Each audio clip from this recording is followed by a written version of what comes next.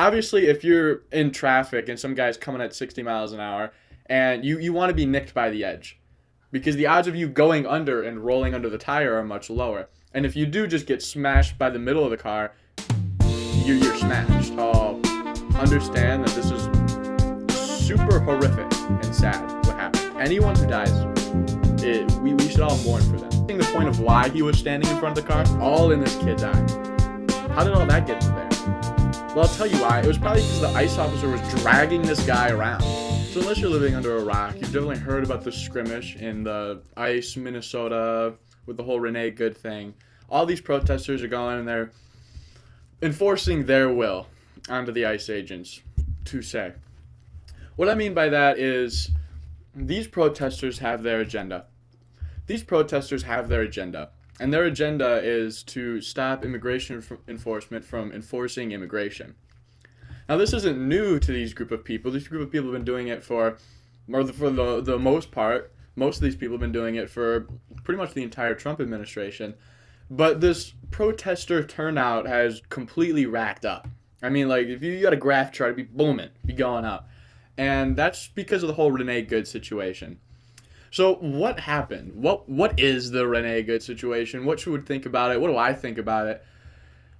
And I think, without playing a clip or anything, if you watch Piers Morgan, he said it pretty well. He said, not his opinion on it necessarily, but he said that a lot of people made their opinions watching the first video. Right? So they saw one clip. Like for me, the first video I saw was that like really blurry, really disordered, like, I don't know, house cam video of it overlooking the situation. I feel like a lot of people, that was their first video and that was their first entitlement to it. And with that, they kind of set their opinions then. They decided right then and there that they were anti-ICE. At least more so than they were before. And they needed to go protest ICE. They needed to go tell ICE how to immigrate enforcement. Well, the enforcement was integrated on Renee Good. And whether or not you decided that that was moral what happened, I'm just going to spill my piece. I obviously agree that it was very decided from the beginning. Either you were for Renee or you were against Renee from the very beginning, and there was nothing really changing your mind. I mean, all these new videos and whatnot, I think I outfit that mold. Originally, I was pro Renee Good. I was on the side that she didn't deserve to die, and ICE was overstepping in their enforcement. And until I watched a couple more clips, and especially in slow-mo, that's when I realized that this situation is a lot more nuanced than a lot of people would assume, especially when your first video is just that house cam from some person's upstairs or roof or whatever. More specifically, the argument started off on whether she actually ran into or towards a cop or not. Obviously, she didn't run him over in the literal sense of the car toppled over him, but that's not where the argument really lied. The argument lied on whether the car was going at him and whether he was going to be hit by the car or this or that, or whether or her intentions were to hit him or just get away. And those are all good debates. Those are all healthy. But when you watch the videos, especially from multiple angles, especially from the body cam of the ICE officer, I think it's pretty fair to say that he was in front of the car. So here are a couple clips that I just want to point out. You can see he is in front of the car, right? I mean, a second before the car accelerates, you can see he is in front of the car. A lot of people notice his position though, and they say he's more to the side of the car. Like if the car were to accelerate, he would be hit by it. And this is something that a lot of people, especially on my conservative side, a lot of people haven't really mentioned. They don't express a whole lot. And that's, yeah, he is on that side of the car. Like he is on a side enough to where another step and he's good, right? That's not the problem though. Think about it like this. Where is the most dangerous place to stand in front of a car? Just logically. Well, coming from somebody who has been hit by a car, I would say with the best chance of survival, probably the middle of the front of the car. Especially when it's rolling at a stopped position, going into a forward position. Obviously, if you're in traffic and some guy's coming at 60 miles an hour and you want to be nicked by the edge because the odds of you going under and rolling under the tire are much lower. And if you do just get smashed by the middle of the car, you're smashed, right? But when you're, for me, in my instance, I was biking and somebody was turning, so their speed wasn't a whole lot. They turned into me, their speed wasn't a whole lot, and I got nicked in the middle. The benefit of being in the middle of a car while it's hitting you at 10 miles an hour, 15 miles an hour or less, is that you roll onto the car. You don't roll under the car.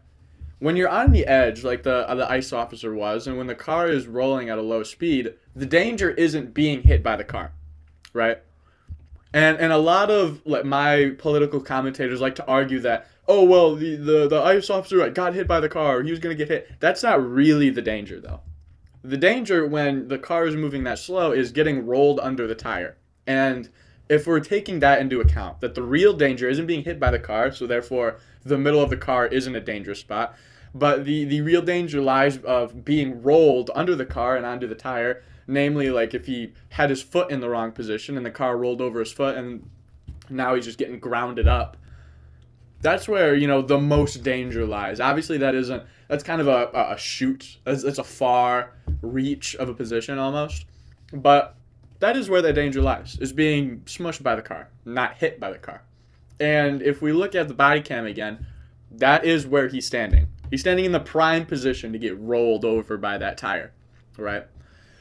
So acknowledging that he is in a dangerous position, and while you can argue that that's his fault or her fault, it goes both ways. I am actually on the side of that is his fault. You play stupid games, you win stupid prizes, right? You stand in front of a car, and there's a radical person driving that car.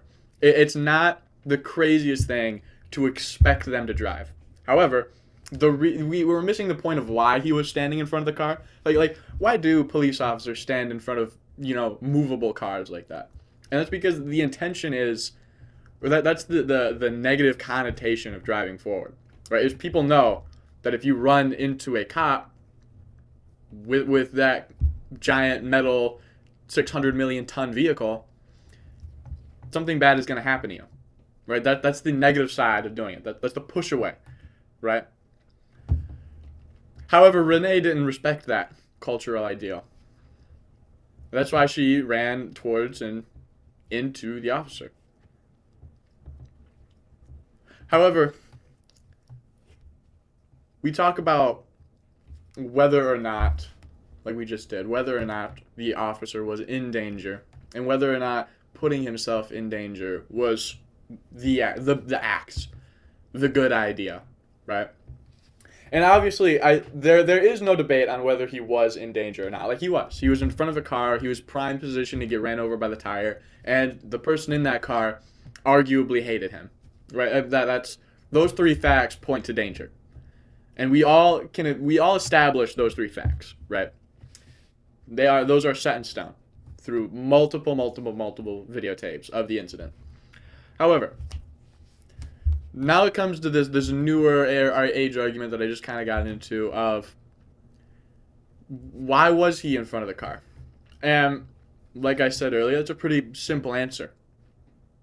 He's in there, he's in front of the car, so then the driver has a moral obligation to not move. Otherwise, accept consequences that can be lethal, and in this case, were lethal. Now we go into a new argument that I don't hear anyone really talking about. The only time I heard this argument, actually, ironically, was on the Piers Morgan Uncensored pod, or show, whatever you want to call it.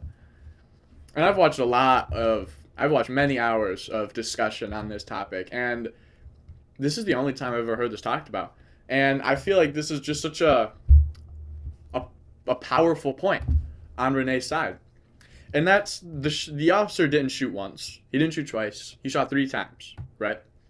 And that in itself isn't necessarily bad. You shoot to kill, right? And I get that. Actually, when you're in danger, you shoot to kill. However, the third shot was through the side window, right? The first 2 shots were through the windshield. And shooting through the windshield insinuates that you're in front of the vehicle and therefore you're in danger. But the third shot was through the side window. which means you have to be at the side of the car to shoot. Now, I understand a lot of people say, well, it was the heat of the moment. I don't think these people have actually ever been in adrenaline-induced situations. Like, I get the heat of the moment, right? Like there are limits to where that argument exists, and we'll get into those limits in this video. But this isn't one of them. Like, for example, if you've ever been in a near car accident where you thought in the moment, I'm surely going to get in this car accident, there's a certain feeling you get, a certain locked in state, flow state that you get into. Everyone who's driven, and every man who's driven for more than 10 minutes knows this feeling. You just lock in, and every second feels longer, and you just are thinking faster. You're processing everything faster. That's your adrenaline doing it. So when people think, oh, well, it was the heat of the moment, and in that situation, I don't know, you're in this moment while you're speaking to me, explaining about the heat of the moment. You don't have all this adrenaline pumping through you, right? You don't know the heat of the moment, how fast you truly be processing things. And this all goes into, he knew what he was doing when he shot through the side window, right? I mean, he definitely understood what he was doing. Right, in the heat of the moment, you have a couple seconds to process everything. It takes 0.3 seconds to get from an object from sight to go into your brain and get it all processed. He knew what he was doing. Okay? He wasn't doing it because he was in danger. He was probably doing it because he was angry. And in the moment, he didn't really think about the social aspects and the social morality of shooting through the side window, shooting a third time. So here is where I stand on the Rene Good thing, without getting into Rene Good just yet, just side of the officer. I think the officer was in danger. I think the officer did have jurisdiction to be in front of the vehicle, moral, social, legal, all that. And I do think that he was obligated for the first two shots, right? His life was in danger, and when your life is in danger and you're a cop, that's your training. You shoot the person who's putting you in danger. Especially when they have a weapon, right? Third shot was not justifiable. And I feel like if there are any grounds of legal repercussions for what this guy did, it's on that basis. That he shot a third time through the side window, which was not obligated whatsoever. And there was he absolutely knew that he wasn't in danger in the moment. Whether or not you could say he was fully in his right mind because he was angry and everyone's going to be angry, blah, blah, blah, blah, blah. No. The argument is that he knew he wasn't in danger by the third shot, right? I can side on the officer all the way up until there. I don't think it was justifiable for him to shoot a third time. And I feel like most people can get behind that, right? Now on the Rene Good side, I mean, this is a lady. Rene Good is no hero. Okay? This is almost like a George Floyd situation where we should all pray for them. We should all understand that this is super horrific and sad what happened. Anyone who dies, we should all mourn for them, right? As Christians, I'm a Christian, and I feel that every life taken at any situation, I was gonna say at like a pre-planned, like people who aren't sick, people who like get shot, or people who get in car accidents, that's all sad. All lives ended are sad though, pretty equally. So I don't put the morality of the person over the quality or for the price of their life, right? Like someone, a moral agent, like a Buddha, right? Their life ending is just as tragic to me as someone like George Floyd, who morally was a pretty bad guy, did a lot of bad things in his past. However, both of those deaths are equally impactful to me, at least at a numerical standpoint. At a point of, this is how I feel like, as I don't know each of these people personally, I feel like I feel negatively about their situation. So when I think of people like Rene Good, I think this is really sad, what happened. And we should all pray, and we should all forgive, and we should all remember her. right? That does not justify what she did, though. Here's what she did. She drove cross state, right? Wasn't it like a 5-hour drive from her house? She drove 5 hours, left her kids at home, which her kids in that situation, a whole nother story. She left her kids, she brought her dog, with the sole intention of restricting immigration enforcement from enforcing immigration. Like that was her goal of driving down there. And when you think of like the situation with her kids and how that plays into the political aspect of her life, she had a husband who she had kids with. And when her and her husband divorced, she got together with this new lesbian lady. Now, obviously, you think, or at least I think, that this person was with her husband and probably had these sexual feelings towards women, right? She probably didn't turn lesbian just so happens after her divorce, right? So, which is fine, I guess. I mean, if you're not a Christian and you don't believe in Christian morality and you want to leave your husband and go bang some broad, sure, you do you, man. That's fine. So she goes and she moves in with Lady Lover.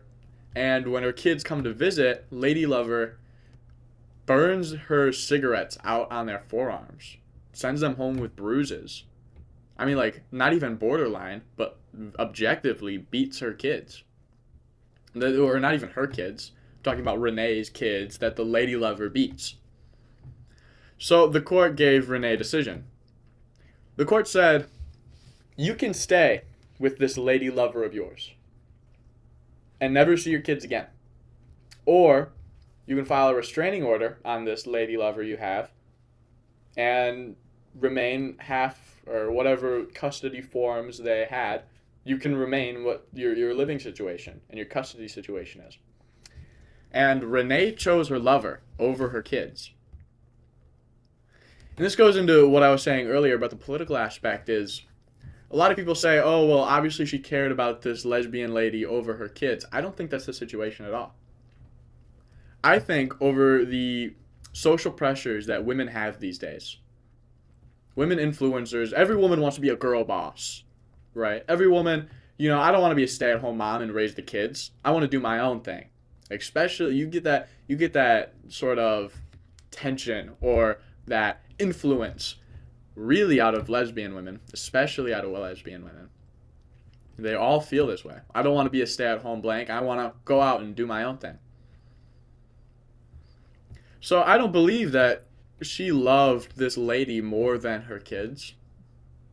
I don't want to put that on her. I don't want to put words in her mouth like a lot of political commentators on my side are doing. Saying, oh, well, she loved this lady more than her kids. We don't know that. We haven't talked to her.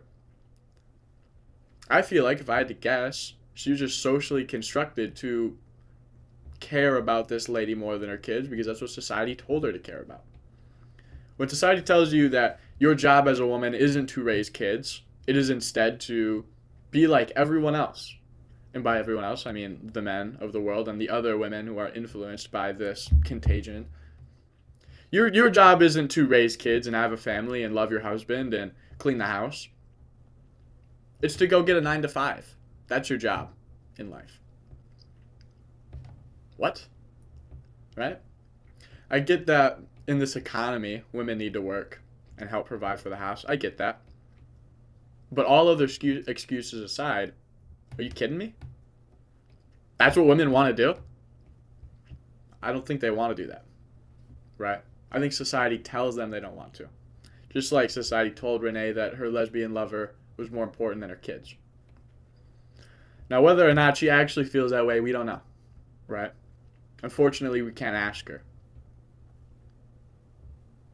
But the truth still stands, is that that was her kid's situation. So she chose this lesbian lady over her kids. She drives all this way with her dog, for some reason, to go and enforce her will on the immigration enforcement. And then she takes it a little too far. Parking her car in front of everyone, blocking the road, and then running into the officer. Now, obviously, this is something that people have all talked about all over the internet. You can see the tire tread, right? The only reason that the officer didn't get smushed is because the tire didn't catch tread. I mean, when the tire accelerated, it was obviously pointing at him. And then it wasn't until the guy pulled out his gun that she decides to turn the wheel and spin away, right? So there's that. Like, that was her intention, was to hit the officer, and she was turning away to save her own life, not his. And then, just on the broader aspect of this, looking outside of Renee Good, we have protesters in general who protest ICE. And I am all for protesting. I think it's ridiculous that we need to sign a waiver to our city and organize protests and, this and that. Like, if I want to go and protest in Michigan, I have to register with one city and one city alone. I can't protest in two cities. Like, I live in a northern city in Michigan. If I wanted to protest in my city and then go to Lansing and protest, I have to choose one of those two cities. And I can't change it rapidly. I think that's ridiculous. I should be able to protest wherever, whenever I want. But social, that aside, that's just me kind of defending the protesters a little bit. I feel like the freedom to protest is limited. I feel it should be expanded. However, if you want to go and you want to protest against a bunch of people with a bunch of guns who have legal jurisdiction to do what they want, I think it's really dumb to park your car in front of them and try running into them. Right? If you want to protest, go to the side of the street. Right? Go to the side of the street and protest. Get out of their way. Right? Your job as a protester isn't to enforce your will on the government. It is to suggest your will onto the government. When prohibition protests happened, did you see a bunch of women protesters, because that's who was protesting during the prohibition era? Did you see a bunch of women protesters go and raid bars? Go and stand in front of the saloons so people can't get in? Did they go and, when officers wanted to escort drunkards, right, did they go and stop the assistance of drunkards? They go and stop the medical proceedings, doctors trying to operate on people who overdrank? You didn't see any of that, right? Because these women understood that it wasn't their will or it wasn't their duty to enforce their own will. It was their duty to enforce or incite their own suggestion. That is what protesting is, right? Freedom of speech isn't you go up to someone and you say, I don't like the president, so you buy a helicopter and you swoop him out of the White House. That isn't protesting. Protesting is saying, I don't like the president, so you stand outside of the White House with a sign.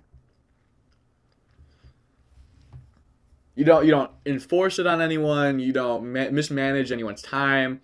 You're right. There's a lot of legal people who are operating in and around the White House consistently. You don't disturb their on time, on the clock work. That's what protesting is.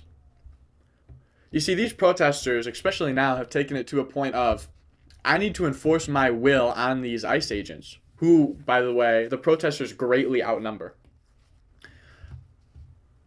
I need to go and I need to tell these ICE officers what I want them to do. No, absolutely not. However, that's happening all across the nation. Not just Minnesota, all across the nation.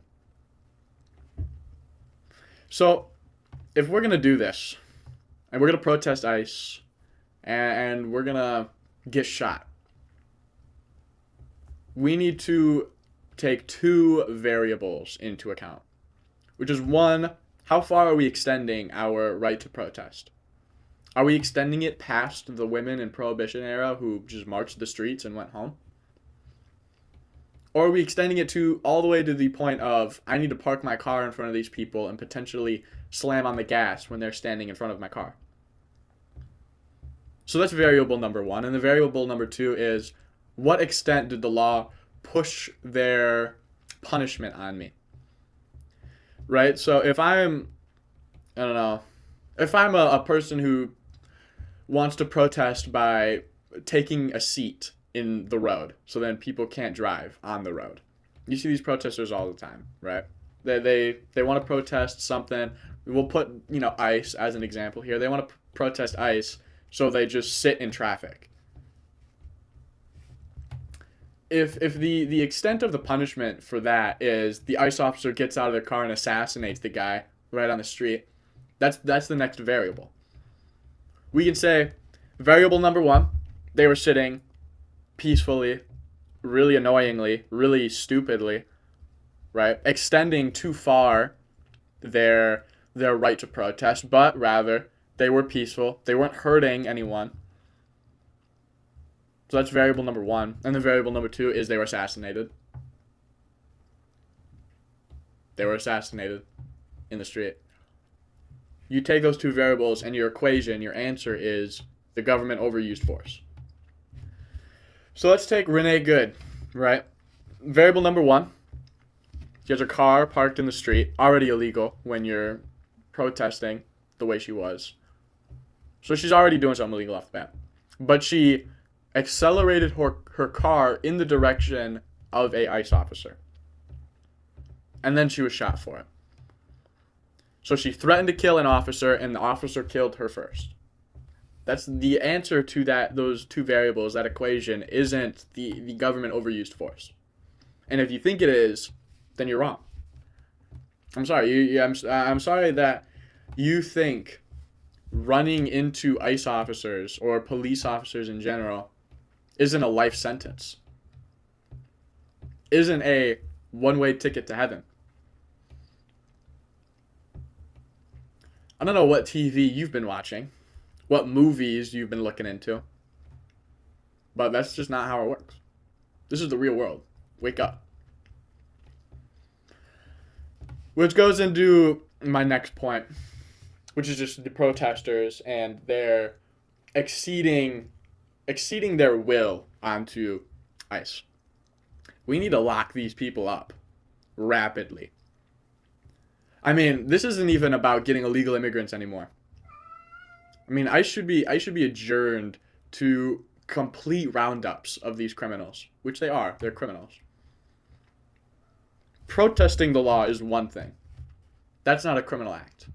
Obstructing the law is another. For example, if there's an ICE raid and these people need to go in pretty secretively, I mean, first off, it's already hard enough to take 200 people and secretively encircle a town. But let's say they need to do that. It is obstruction of law to blow whistles and stand in the street and obstruct their movement and warn everyone, all the illegals, which is assisting illegals. I'm not even, at this point, like, in legal terms, I'm not even talking about the phrase illegals as in illegal immigrants. I'm talking about illegals as in individuals who commit crimes, right? The legal stance. Assisting illegal criminals in their illegal criminal acts and in their escape of the pursuit of justice. So they're committing crimes. Therefore, they should be punished. They should have to go through the justice system, which starts off with a night or two in jail. These people need to be rounded up by mass and sent to jail. A lot of people on my side, who I don't even know if I like to say my side per se, but a lot of people on my side will argue that situations like the Renee Good situation are good because they show the world the force that the U.S. government has. And I think that is completely ridiculous for a couple reasons. One, because the government isn't using force against these protesters for the most part. I mean, you scroll online a bunch and you see a bunch of different situations, but you got to remember there are thousands. I mean, you have thousands of individuals, right? But just think of the interactions. There are billions of interactions between ICE officers and X individual. Billions of interactions. I mean, you're scrolling and you're just seeing the ones that turned out the worst, right? So there are so many interactions with ICE officers, and you're just seeing the worst, right? This is a cry for help of get off Reels, right? Get off TikTok, little bro. So there's that, right? There's that overall, they aren't overreaching or they aren't using their force in any sort of way. But there's two that it's just a horrible way to look at it. Like someone died, okay? Whether or not you felt that they were justified in dying doesn't exclude the fact that this person died, right? And we should all mourn that. A lot of people on my side like to claim Christianity as their, true religion. I don't see that at all in a statement such as that.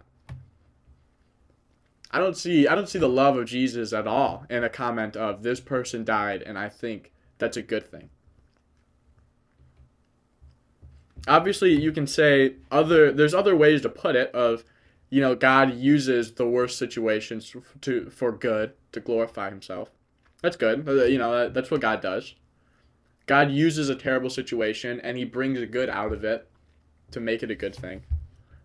But the reason that glorifies God isn't because the good thing or the bad thing turned into a good thing. It's because the bad thing was always bad, but it was used for something good, making that bad thing still a bad thing. Renee Good's death was a bad thing. It was a tragedy. If you want to argue that it turned into a good thing, fine, I guess. I don't think it did. I think we've seen the opposite, which is that protesters are just rounding up in even more mass to protest ICE. But no, these people need to be arrested. These people need to be put into jail if I had to choose, it'd be a pretty long time, maybe like a year in jail for what they did. You can protest, that's fine. You can't obstruct justice. That's not allowed. What is the point of our laws if we only enforce half of them? If you're ICE and your job is to go and get illegal immigrants out of the country, and you're doing that part of your job, by the way, not nearly fast enough, right? We'll get into that. But that is your job. And the other part of your job is arrest, other criminals along the way, because these are officers of the law, right? And you're not doing that. Then you're only completing half of your mission. You're not really an officer at that point, right? That's a Supreme Court decision, is to decide what laws are laws and what laws are not. Not an ICE officer's job, right? Go and arrest these people, get them out of here, round them up, put them in a semi-truck, fill the semi-truck up, and haul them away. I love that idea. I think we should enforce this kind of you're allowed to protest but not illegally sort of stance. But like I mentioned earlier, I kind of want to get in this side tangent. I saw a statistic, and I think it was like 70% of people don't like the way that ICE is operating right now. And you've heard this video and you think I'm this racist who wants to kill all illegal immigrants and this and that and the other. And that's not true. Right? I would fit in that 70%. But I fit in the 70% that a lot of people aren't taking notice to, and which I think is a pretty big block in that 70%. See, I read that statistic, and the first thing that a lot of people think is, wow, 70% of people don't like how ICE is operating because they're too violent, and what they're doing to illegal immigrants is too harsh, and we shouldn't be kicking out illegal immigrants. 70% of people don't think we should kick out illegal immigrants. That's what they think when they read that statistic. When I read that statistic, I think there's a lot of people who think like that, obviously. But there's also a lot of people who think like me. Which is, there are between 10 and 50 million illegal immigrants in America. By the way, with a population of 350 million people in America. Which, with new population counters, systems of counting population, turns out that might be too much. That number is actually more than the amount of people actually here. And then you have the Fed just lying about how many people live in America. But regardless, there's that. There's a lot of illegal immigrants, right? We have kicked out 300,000. in a year.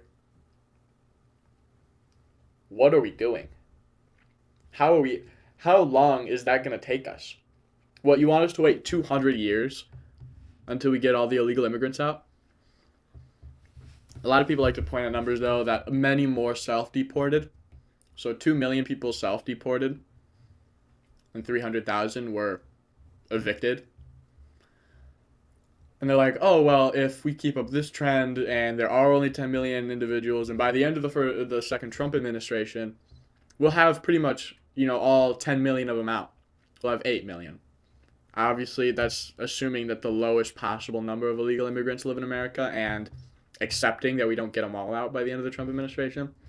But this points out a bigger problem, which is that the first year of ICE going into effect and immigration truly being enforced is the year that the most people are going to self-deport. Right? All the people who are really scared and really want to go home have deported themselves. Now we're left with the people who aren't really scared and don't want to deport themselves, which I do think they will eventually.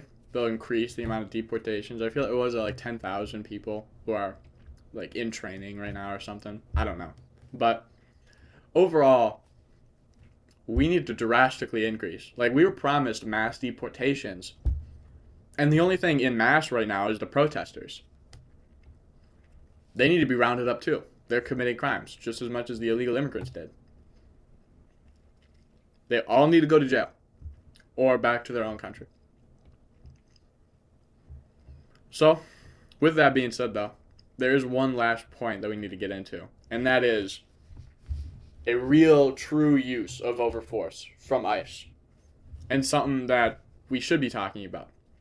I look at a lot of things like the mass deportations that, quote-unquote, a lot of people think is too much, or the Renee Good situation, or the Kilmar Obrego Garcia situation, and they're like, this is why ICE is bad, it's because of these examples, and all of those examples are bad.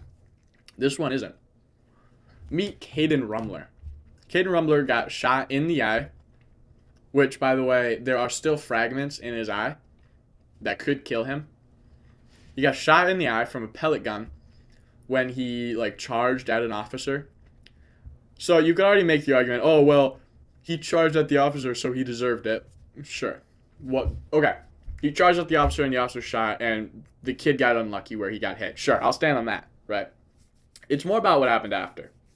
And before, too. So, just here's the clip.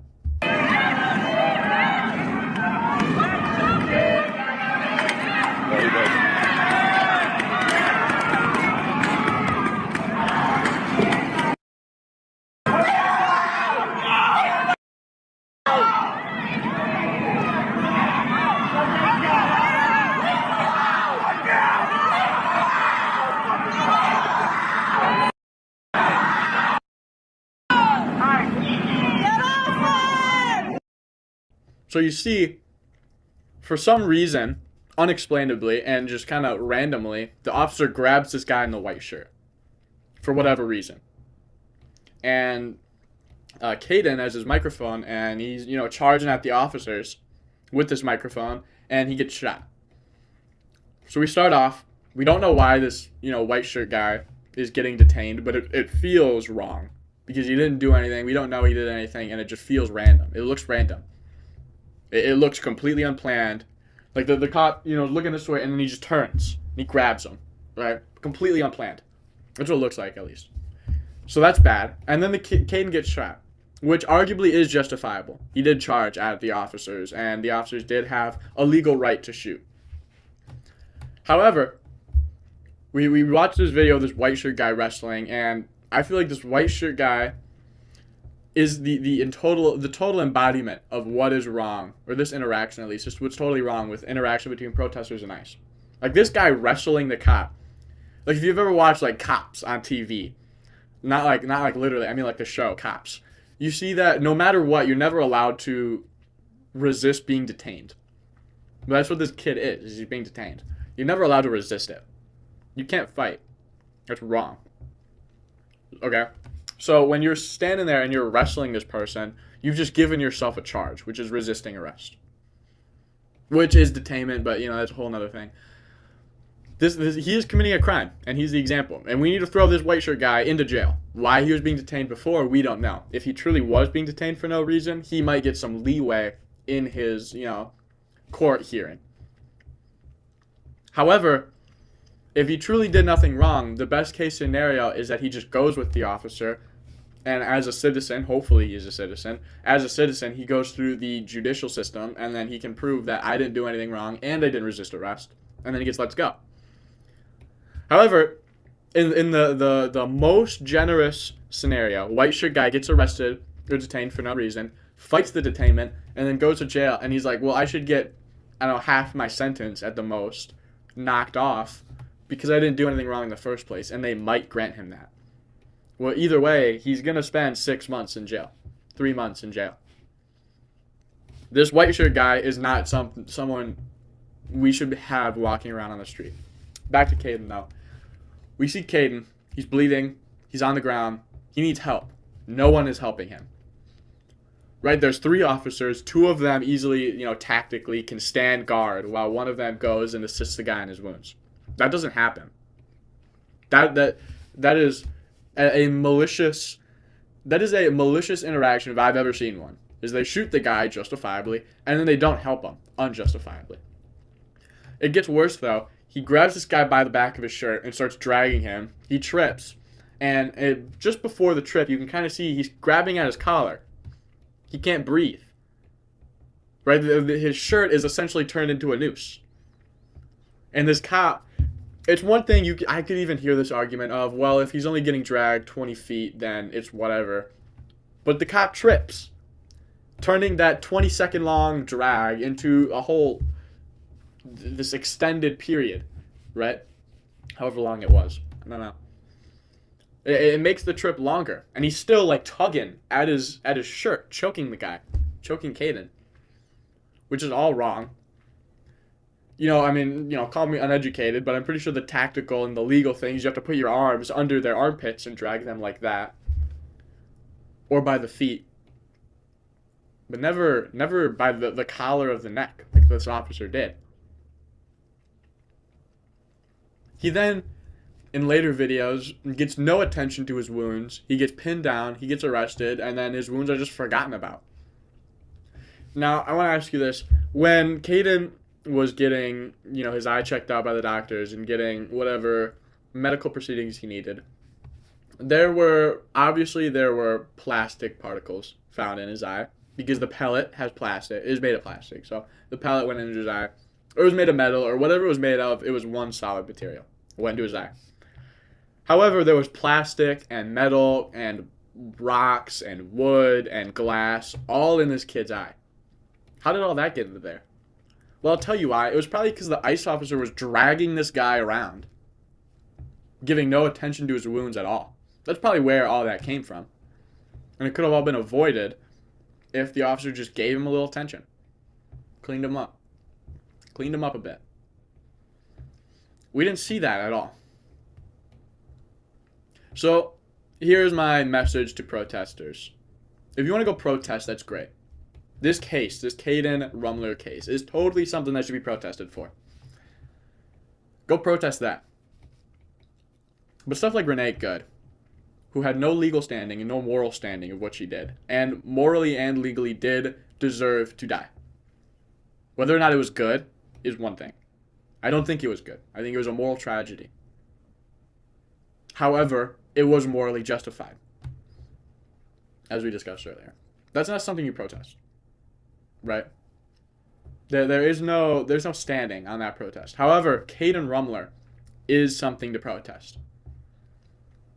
Caden Rumler didn't deserve any of what happened to him. Besides, you could say, oh, well, he did charge the officer, so he got shot. Sure. I'll go that far, but not an inch further than that, right? He didn't deserve anything after what happened to him. White shirt guy deserved everything. I bet you white shirt guy is probably out walking the streets right now. He deserved to go to jail and get detained and get pinned down and arrested, not Caden Rumler. If you want to protest something, go protest that. And then to finalize my message to protesters, don't do it in the streets. Don't do it with a whistle. Don't block ICE officers from doing their job. Protest legally. Don't go out with this, I need to resist the immigration enforcement. Right? Protesting is inciting your suggestion, not enforcing your will. With that being said, have a good day. God bless.